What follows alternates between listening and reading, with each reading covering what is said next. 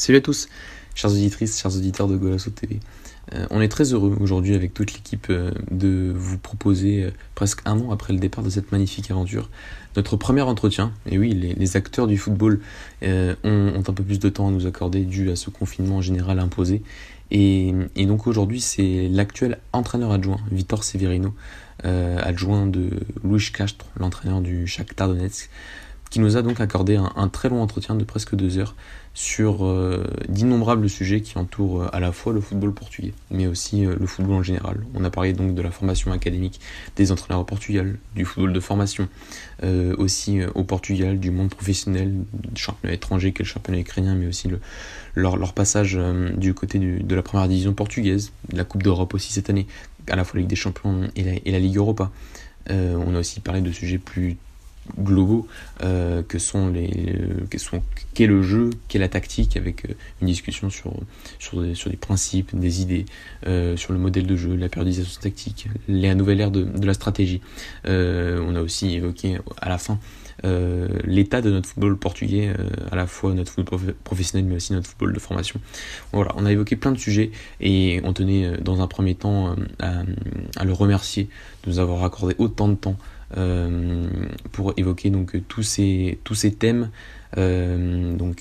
Aujourd'hui, voilà une première partie sur comme qui a pour sujet principal la formation académique des entraîneurs au Portugal et le football de formation jusqu'au monde professionnel. Un entretien, donc une première partie qui dure environ 45 minutes, qui est entièrement traduite sur YouTube, puisque l'interview a été réalisée en portugais par moi, Mathieu et Dany. Donc si vous êtes sur Apple Podcast, Spotify, Deezer, les différentes donc plateformes de podcast, l'interview sera en portugais. Et si vous avez besoin de la traduction est donc sur YouTube. Je vous laisse donc avec cette première partie de notre entretien avec Vítor Severino. Olá a todos, bem-vindo a um novo podcast em português hoje, porque temos o orgulho de apresentar com o Dany a nossa primeira entrevista no Golasso TV, quase um ano depois do início desta aventura, deste projeto Golasso TV. Temos hoje o prazer de receber Vítor Severino, adjunto de Luis Castro, o atual treinador do Shakhtar Donetsk. Vítor, muito boa tarde e outra vez muito obrigado de nos conceder um bocado do vosso tempo para esta entrevista. E em primeiro lugar queria saber como se passa o confinamento em Kiev. Muito boa tarde, é um prazer para mim, obrigado eu pelo convite. Tem sido um momento, este confinamento tem sido um momento também para partilhar, para estar junto das pessoas assim, desta forma, e talvez seja uma coisa que se possa manter no futuro, porque realmente as pessoas têm falado um bocadinho mais de futebol do que normal. Tem-se evitado tanto falar de polémicas, falado um bocadinho mais do jogo, do treino, e se calhar o público que observa também é menor, não há tanta gente a querer ver isso, mas pode ser que haja aqui um contributo nosso para que possa crescer um bocadinho.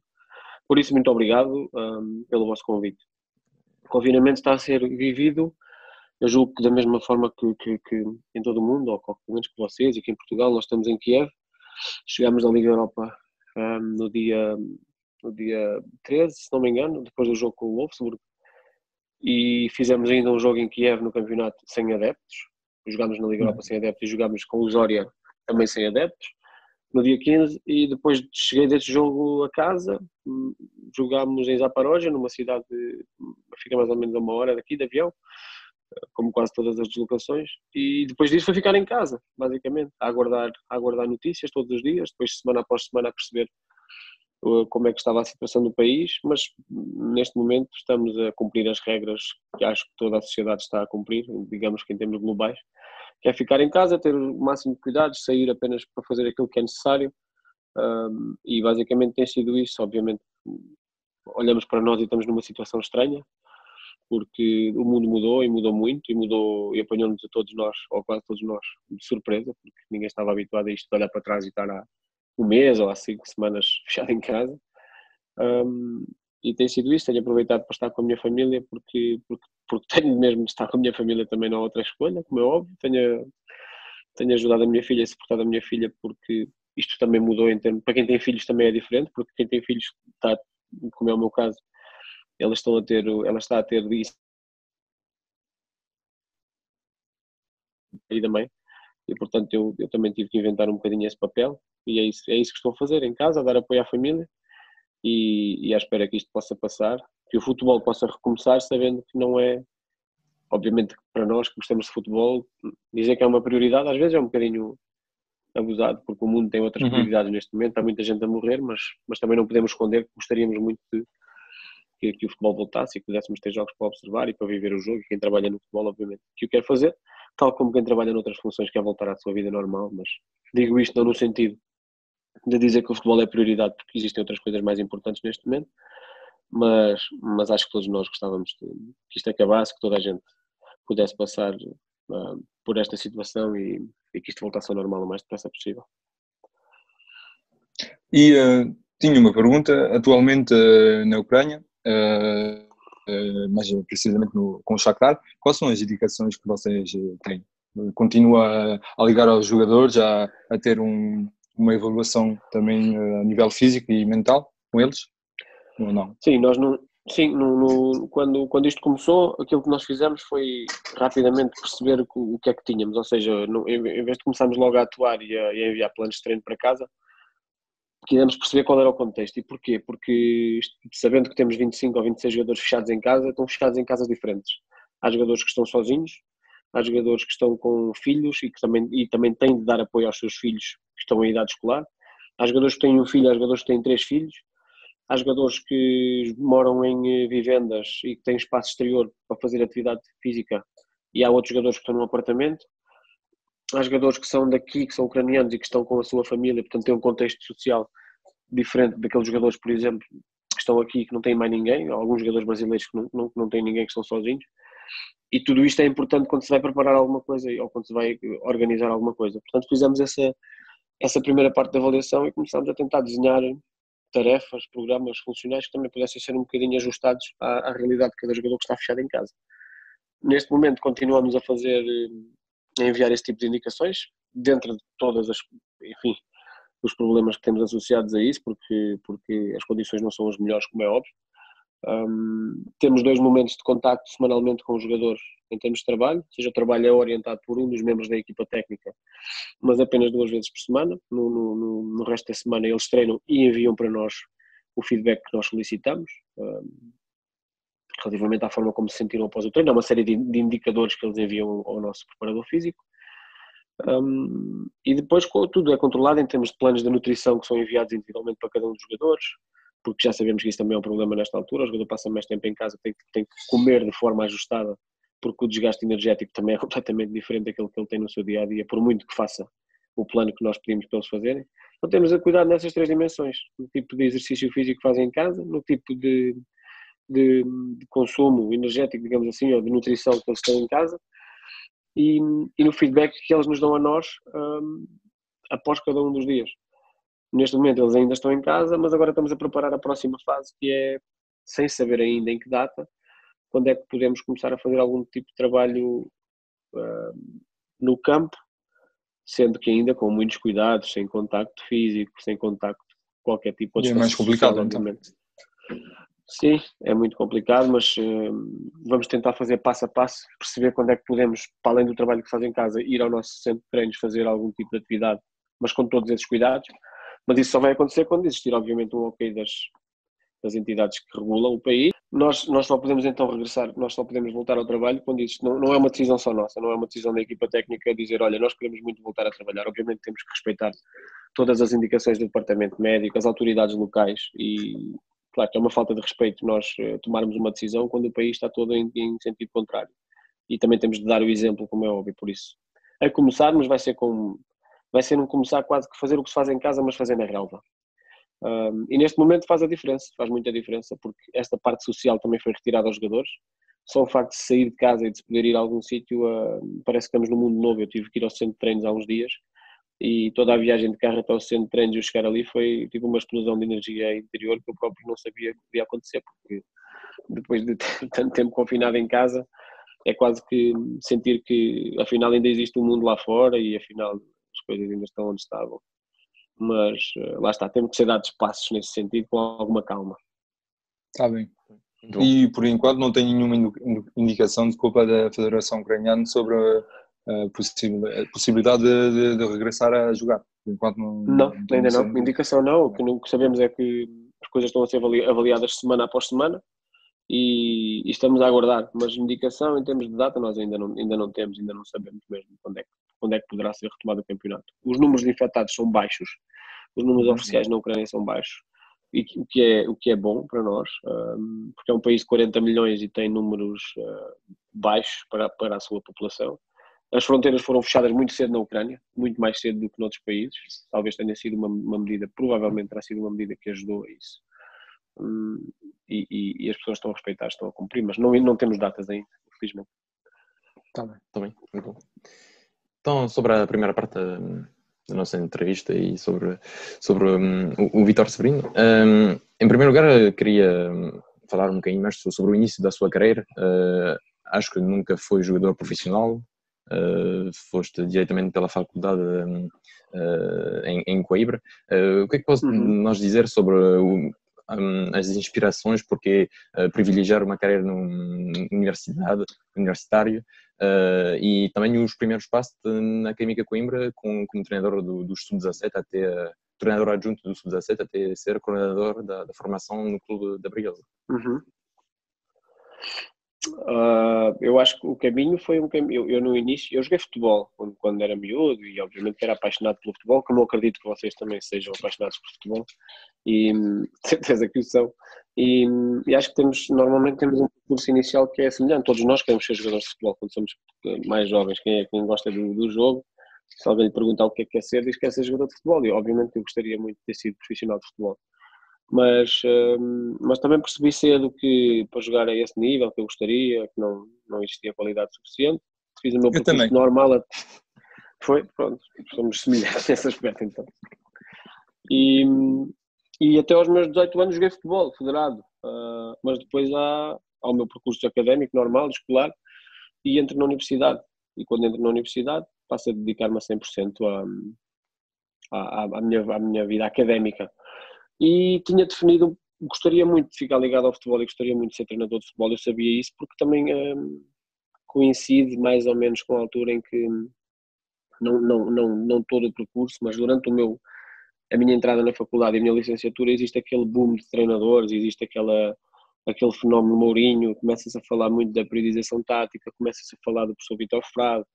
E quando surge o Mourinho, acho que surge para mim, para muitos jovens, o sonho ou o clique de se calhar. Aquela coisa de se calhar é possível ser-se treinador de futebol sem que exista por trás um passado de ser um grande jogador de futebol. Se calhar é possível. Eu acho que isso inspirou-me a mim e acho que inspirou muita gente. E depois tive a sorte de ir conhecendo algumas pessoas durante o meu percurso. Aí na faculdade, a partir do meu segundo, terceiro ano, estava completamente focado em tentar chegar, em tentar ser profissional de futebol, ou pelo menos em desenhar um caminho, porque demorei muitos anos, não foi desenhar o projeto e dizer, olha, gostava de ser treinador de futebol, e aquilo apareceu-me logo a primeira oportunidade, não foi assim. Mas na minha faculdade existia, eu e mais pelo menos 20 colegas meus, estávamos na especialização em futebol, todos nós tínhamos esse sonho, esse objetivo, e andávamos à procura de oportunidades de estágio, oportunidades de ver outras pessoas a treinar, oportunidades de poder estar presentes em contextos profissionais, mas era muito mais difícil, porque nessa altura, hoje em dia nós temos isto, temos as redes sociais, temos chegar ao contacto com uma pessoa que trabalha no futebol profissional não é assim tão difícil, mas há uns anos atrás era uma tarefa, era uma missão quase impossível, não se chegava assim ao contacto com pessoas que trabalhassem na top ou que fossem sequer profissionais de futebol. Então eu faço o meu percurso na faculdade, normal, e quando termino a licenciatura volto para casa, porque eu não sou de Coimbra, sou de Peniche, fica mais ou menos a 160 km, eu regresso. E regresso para fazer o quê? Para mandar uns currículos e para ficar à espera de trabalho. E fico em casa mais ou menos um mês, na minha terra, em minha casa, e começo a fazer isso, a imprimir umas cartas, bem na impressora, mas centenas, e a mandar para todo lado, inclusive é para escolas. Acho que é um percurso normal, igual a qualquer pessoa, porque o meu curso também era via ensino, eu tinha que fazer alguma coisa, tinha que trabalhar.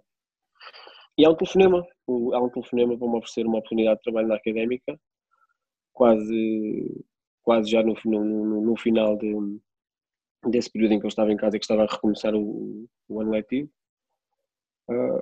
E eu aproveitei, disse que sim, com muita dificuldade, porque tinha que voltar a Coimbra e tinhas muitas despesas associadas a isso, ter que viver fora da minha cidade e não ia ter retribuição que me permitisse sequer cobrir metade disso. Metade, nem um terço, provavelmente. E, portanto, foi uma decisão que, se não tivesse sido na altura com o apoio total dos meus pais, não podia tomar essa decisão.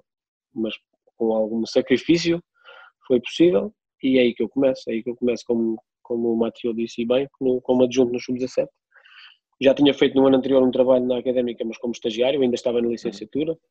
Fiz uma espécie de um estágio não remunerado no Sub-13, mas a ser inscrito como treinador e tudo foi aí nesse ano. Foi aí que eu comecei. E então começa aí o sonho, então? Começa aí o sonho, sim. Começa aí o sonho e passado algum tempo também parece que termina aí o sonho, porque estas coisas parece que vou falando com amigos meus e com pessoas que se interessam, ou com colegas, ou com pessoas como vocês que fazem estas partilhas e que contam as histórias, e parece às vezes que os percursos são um bocadinho cor-de-rosa, não é? Começar na Distrital e chegar até à Liga dos Campeões, ou começar na faculdade, depois sub-15, 16, 17, e parece que o caminho é todo limpo. E não é assim, porque o caminho não é todo limpo, não é autoestrada. Isto para dizer o que ao final de mais ou menos 2, 3 anos, eu era adjunto ainda no sub-17, entretanto já tinha passado pelo sub-15, mas tinha voltado ao sub-17 e depois de perdermos um jogo com o Futebol Clube do Porto, o treinador com quem eu trabalhava foi dispensado, foi chamado na altura à coordenação e dispensaram-me. E eu fui dispensado também, fiquei algum tempo à espera que me falassem comigo, mas percebi que a decisão estava tomada. E então o sonho começa, mas passado estes 2, 3 anos o sonho acaba, porque eu olho para mim e digo, e agora o que é que eu vou fazer? Já não estamos nem sequer no sub-17 académica, porque as pessoas que decidem podem decidir isso acontece no futebol, se calhar é uma boa preparação para o futuro, porque as coisas funcionam assim, quem toma decisões pode decide quem é treinador, quem não é, quem fica, quem não fica. Na altura fiquei muito triste, muito chateado, mas hoje olho para trás e vejo que isso também foi um ponto de viragem. Foi uma motivação? Na altura não foi motivação, na altura foi uma... Sim, eu entendo o que queres dizer, na altura foi uma grande desmotivação e uma grande tristeza mesmo. Foi quase que atirar a toalha ao chão e dizer, se calhar nunca vai dar, se calhar não vou conseguir, porque agora o que é que eu vou fazer, por onde é que eu vou começar outra vez? Eu estava na Académica, que acaba por ser o clube mais representativo da região, um clube de Primeira Liga, e claro, qualquer jovem que começa a treinar tem o sonho de estou no sítio certo para crescer, e de repente já não estou, e agora o que é que eu vou fazer? Não tenho contactos, não tenho grandes conhecimentos, era muito jovem, não fui jogador de futebol, com quem é que eu falo, o que é que eu vou fazer? E lá está, foi quase um pensar, agora vou ter que começar tudo outra vez. E aparece-me um convite na altura, passados uns tempos, para treinar na Distrital de Coimbra, Campeonato Distrital de Coimbra. E eu aceitei treinar no Campeonato Distrital de Coimbra e fiz uma época inteira. Para além de estar no Campeonato Distrital de Coimbra, havia uma escola de futebol em Coimbra. Na altura, um polo do Sporting Clube Portugal, uma pequena escola de futebol, um projeto que estava a iniciar, que precisava de um coordenador técnico. Falaram comigo e eu acumulei essas duas funções. No início, eu confesso que não sentia que estava a tomar aquela decisão, mas que pensava, se calhar não era bem isto que eu queria fazer. Não era coordenar uma escola de futebol com meninos de 6, 7, 8, 10 anos e treinar na Distrital, se calhar vai ser o primeiro passo para nunca sair daqui. Mas ok, vamos em frente. E agora olho para trás e vejo que esse foi um ano super, super, super enriquecedor para mim, dentro da própria coordenação da escola e tudo o que isso envolve. E o treinar na Distrital e não ter condições, ou ter pouquíssimas condições. Não ter autocarro para ir para os jogos, ter que andar a dar boleia aos jogadores, ter que meter o material de treino no carro. Isso é o que 90% dos treinadores passam. E eu consigo dar valor a isso porque eu passei por lá. Eu passei por lá um ano, e ainda por cima um ano que era um ano de frustração meu, porque tinha sido, no fundo, dispensado do sítio onde eu queria estar. E passado um ano, recebo convite novamente da Académica. Entretanto mudou a direção da Académica e quem chegou achou que eu tinha perfil para entrar na Académica, mas agora já como coordenador. Portanto, eu saio como adjunto do Sub-17 e volto já com a responsabilidade de coordenar o futebol todo de formação da Académica, desde os júniores até ao Sub-10. Ok. E poucos depois tem um encontro com o Luís Castro. Acho que foi um ano antes de mudar para o Futebol Clube do Porto. Sim, mais ou menos um ano. Então, eu dizia-te há bocado, nós temos que conhecer as pessoas certas, não é? Porque as oportunidades nas nossas vidas surgem quando nós somos competentes, acho eu. Mas se a pessoa é muito competente e não sai de casa e não conhece ninguém, vai morrer com a sua competência, porque não está ligado, não está conectado. E se alguém, de repente, se o mercado de trabalho pede alguém muito competente e essa pessoa não tem os seus contactos, ninguém vai saber que ele existe. E é aí que eu falo um bocadinho na questão da sorte. Sorte neste sentido, estar no sítio certo, à hora certa e ter uma série de competências. Por isso eu costumo dizer que é importante irmos enchendo a nossa bagagem o mais que se possa, com conhecimento, com experiências diferentes, com, enfim, histórias, falar com pessoas, viver as coisas, porque quando a oportunidade chegar, ela vai exigir uma série de competências, não é só dizer que estamos lá e conhecemos a pessoa certa no dia certo. Essa oportunidade também vai exigir, e vai exigir o quê? Vai exigir um determinado grupo de competências. O mercado não procura só a pessoa que conhece bem aquela ou conhece bem outra, procura alguém com um determinado perfil. E estava eu a dizer que eu era coordenador da académica e, por sorte, há um congresso da UEFA, a académica é convidada, a direção da académica decidiu que deveria ser eu a ir, a representar o clube, e em Madrid passamos 2, 3 dias, ou 3 ou 4 dias, e o Luís Castro também lá está, porque ele era coordenador técnico do Porto. E nós conversámos durante 3 ou 4 dias com ele e com outras pessoas que eu conhecia ali, o Renato Paiva, que é o treinador que é muito meu amigo, e que também eu conheci eu conheço o Renato no mesmo dia que conheço o Luís e guardamos uma amizade muito forte até o dia de hoje. Estavam outras pessoas, o Gil Andrade, que hoje é adjunto do Jorge Simão na Arábia, também eu conheci nessa formação, o Emílio Peixe também lá estava, o Pedro Duarte, que é treinador do Estoril na segunda Liga, também eu conheci nessa formação, e ficámos todos amigos até hoje, e conhecemos-nos todos nesses 3 ou 4 dias que por acaso estivemos ali juntos. E pronto, e depois mantive o contacto com todas essas pessoas, até que, passado algum tempo, surge um contacto do Luís Castro, e surge a oportunidade de ir para o Porto, na altura como adjunto da equipa B, para trabalhar com o professor Zé Guilherme, como adjunto, porque o Luís tinha passado para a equipa A. Naquele momento em que sai o Paulo Fonseca, o Luís passa para a equipa A, o José Guilherme assume a equipa B e eu entro no Porto como adjunto nessa altura, saio de Coimbra e aí passo a dedicar-me a 100% ao futebol. Ok, e no ano a seguir então você fica na equipa dos Júniores do Porto e fica a ser o adjunto do António Folha. Certo. No ano a seguir o Luís Castro volta à equipa B porque o Futebol Clube do Porto contratou o Juliano Lopetegui. Sim. O Luís Castro passa para a equipa B, toda a sua equipa técnica acompanha-o, mas o Porto decide iniciar esse projeto do António Folha ser treinador principal e é-me atribuída essa função.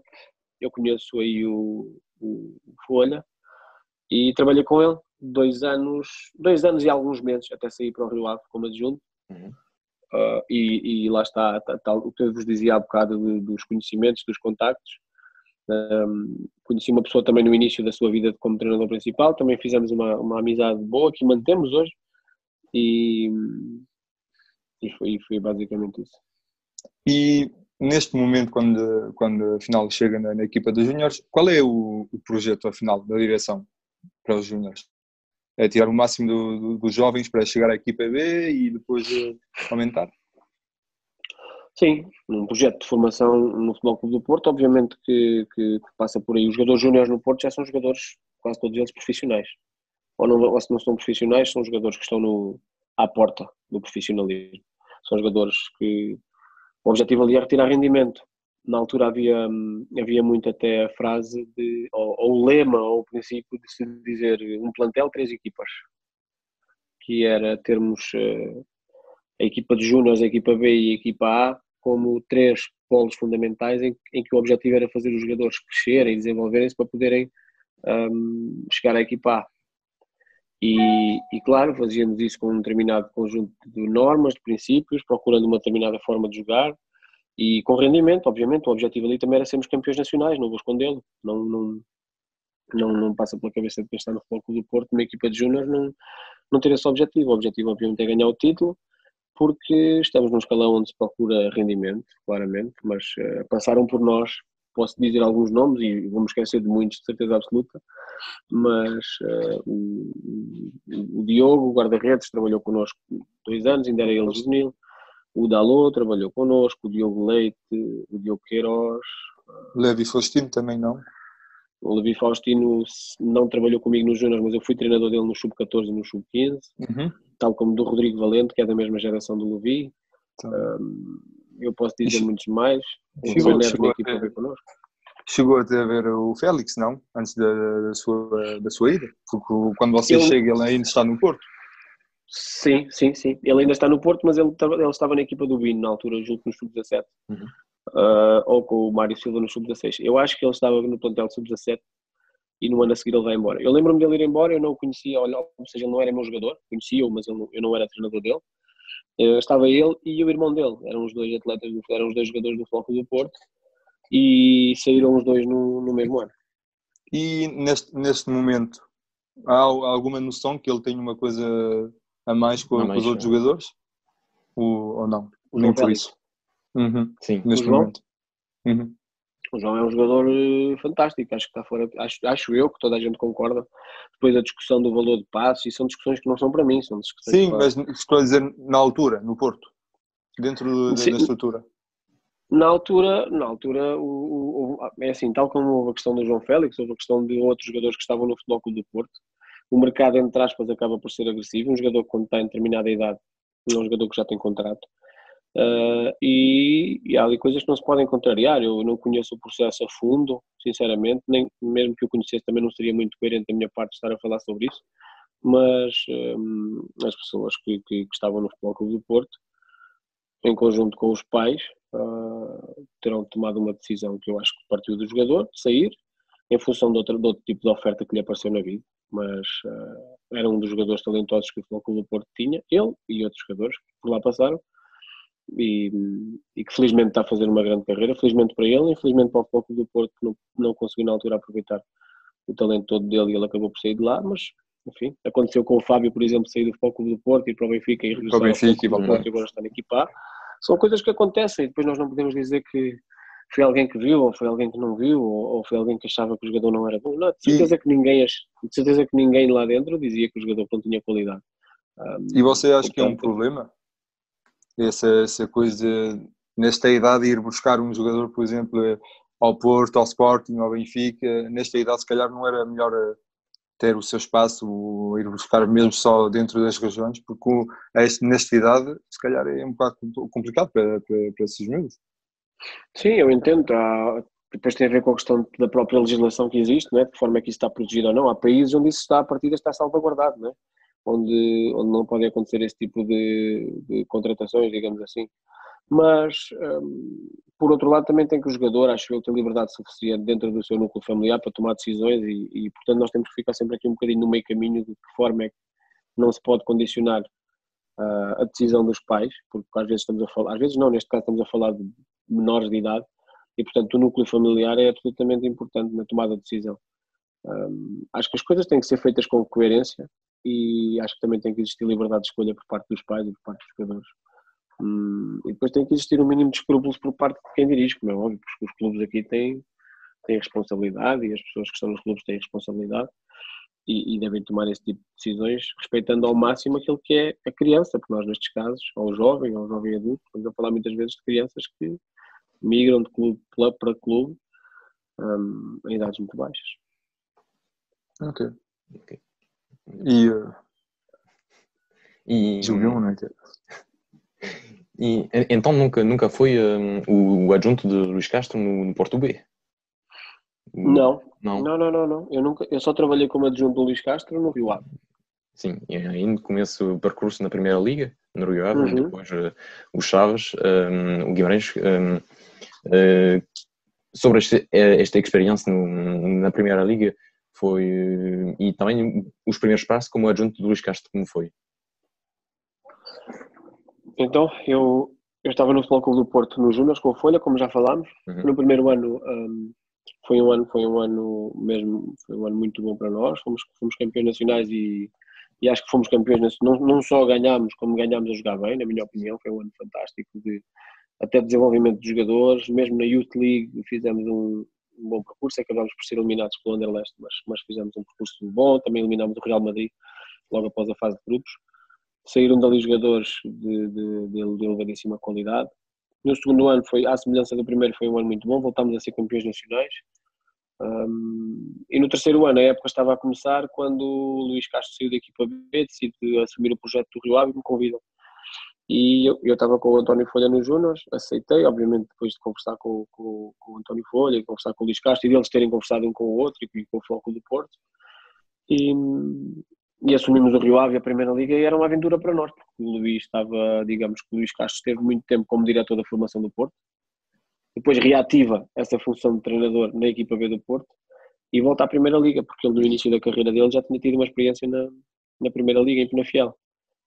E para ele é um bocadinho, entre aspas, o início no Rio Ave, entre aspas, uma segunda vida na Primeira Liga. E eu costumo dizer isto, e em momentos como este, já o disse várias vezes, que recordo-me das palavras dele quando nós começámos e que no primeiro dia de treinos de me ter dito que temos de trabalhar muito porque eu já não sou jovem, não sou da tua idade e já não há muito tempo para chegarmos à Liga, para chegarmos a um clube que nos meta a jogar na Liga dos Campeões, por isso nós daqui a 2, 3 anos temos de estar a jogar a Liga dos Campeões, vamos ter mesmo de trabalhar muito e isso começa hoje.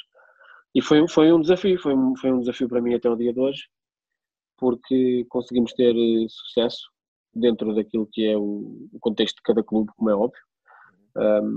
Foram 3 anos em que nós fizemos 7º lugar, 6º lugar e 5º lugar, melhorámos sempre a nossa marca, isto, Rio Ave, Chaves e Vitória. Fomos desde o 7º lugar com o Rio Ave até um apuramento para a Liga Europa, a qualificação da Liga Europa com Vitória. E pelo meio passámos por um Chaves, que foi também um momento muito bonito das nossas carreiras, porque um clube, entre aspas, com mais pequeno ou que tinha estado muito tempo afastado da Primeira Liga e agora também está outra vez, infelizmente. O clube, eu gostei muito daquela cidade do clube e gostei muito daquilo que nós construímos ali. Foi um ano muito bom também pela parte da forma como a equipa jogava e do prazer que isso nos deu a construir numa cidade como aquela. Também com uma boa massa associativa também, muitos adeptos.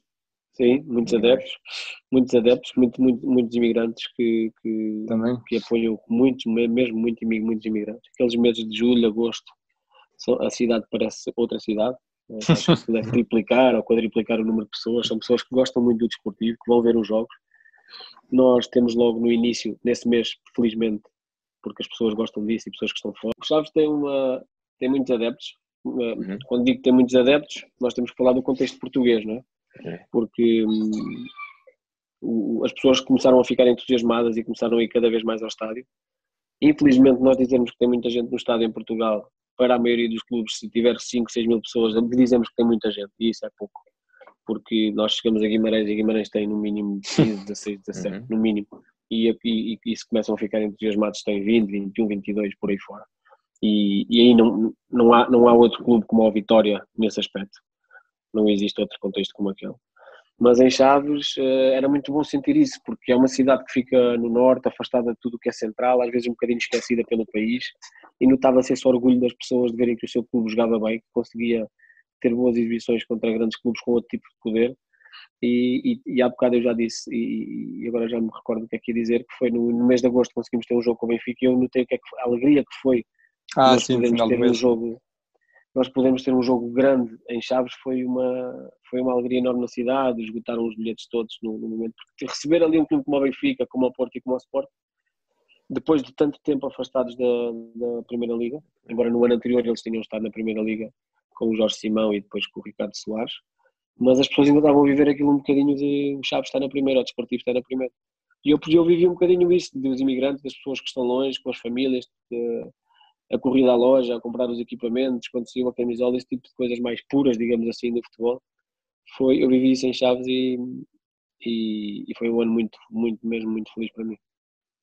E entre o Chaves, o Guimarães e o Rio Ave, qual foi a equipe que mais respeitou as suas ideias de jogo? O modelo foi o mais conseguido entre as 3 equipas? Olha, foram 3 momentos diferentes. A ideia de jogo, aquilo que suporta depois a construção do modelo é a mesma, como é óbvio, porque nós, em termos de filosofia, forma de ver o jogo, aquilo que nós consideramos que é um bom jogar, ou que é o nosso jogar, não é o melhor do mundo, mas que é o nosso, que são as nossas ideias.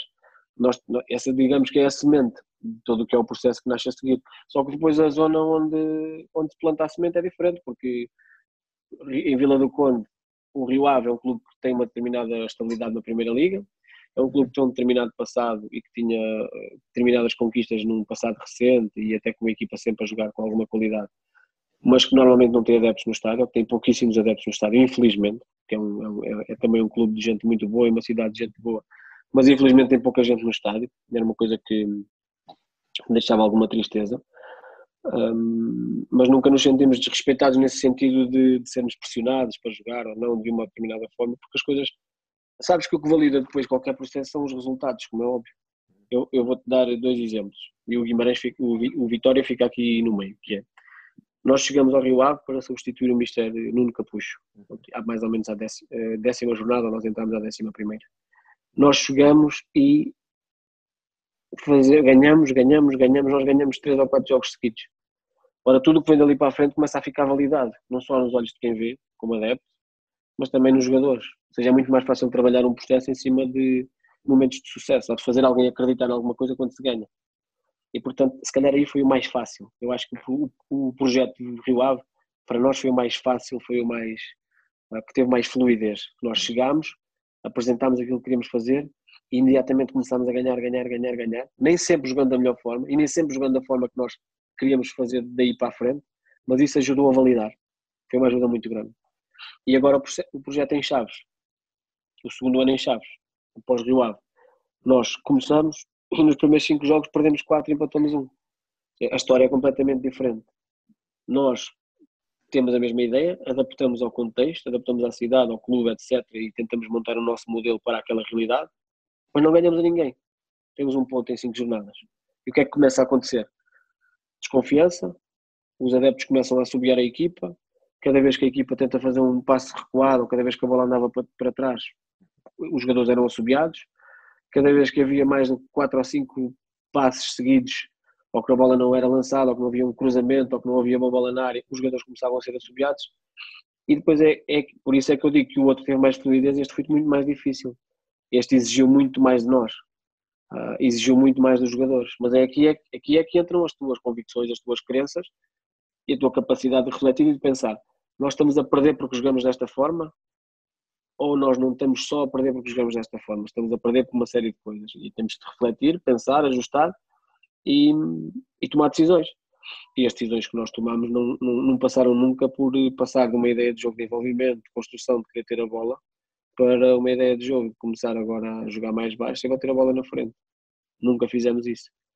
O que é que voltou a revalidar isto e porque é que esse ano acabou por correr mesmo muito bem e o Chaves fez a melhor pontuação de sempre na Primeira Liga, fizemos um 6º lugar e quase que conseguimos um lugar na Europa com o Desportivo de Chaves, que teria sido ainda melhor. Começámos a ganhar jogos.